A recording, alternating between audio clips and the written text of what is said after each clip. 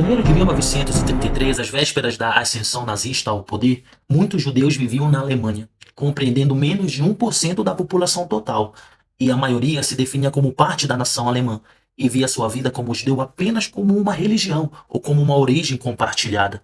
As políticas anti-judaicas decretadas após a ascensão de Hitler ao poder em janeiro de 1933 impactou todos os campos da vida judaica e levou à perseguição de judeus em toda a Alemanha.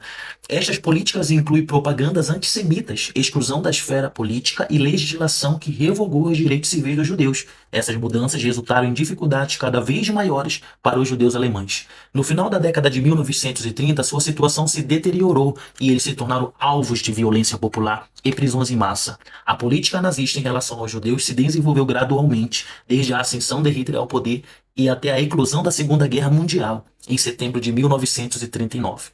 As autoridades periodicamente criticaram e atualizaram sua política judaica, dependendo das reações do público alemão e da pressão internacional.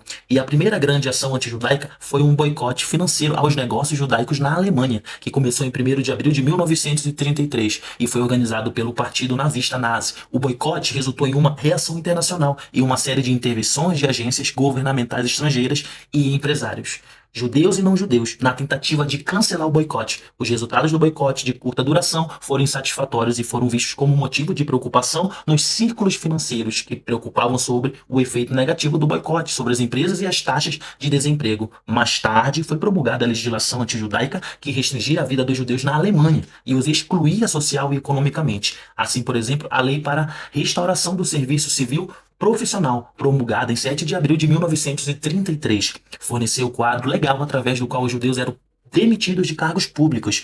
Esta legislação antijudaica atingiu seu auge em 1935 com as leis de Nuremberg, o que levou à revogação da cidadania para os judeus alemães, além da legislação antijudaica. O antissemitismo popular contra os judeus se intensificou e, com isso, a tendência dos cidadãos alemães de assediar seus vizinhos. E a juventude. Essa reorganização fundaram o sistema de bem-estar social e forneceram assistência financeira e médica, bem como orientação profissional e instituíram atividades educacionais e culturais. Simultaneamente, alguns judeus alemães optaram por emigrar e já no primeiro ano do governo nazi, 37 mil judeus deixaram o país, mesmo quando uma nova legislação antijudaica foi aprovada em 1935, a mais restritiva até hoje. A maioria das organizações judaicas não tomou isso como sinal do governo alemão para os judeus emigrarem. A suposição generalizada era que os judeus seriam autorizados a viver na Alemanha como um grupo minoritário separado. Um exemplo de tal distinção nas ações antijudaicas foram os Jogos Olímpicos de Verão de 1936,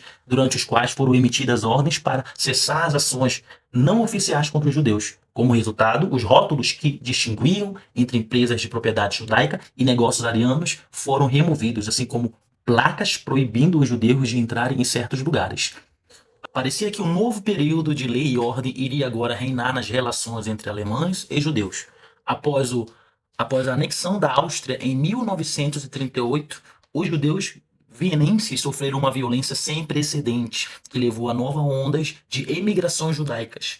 Durante esse ano, a arianização da propriedade se intensificou e a propriedade judaica foi confiscada tanto na Áustria quanto na Alemanha.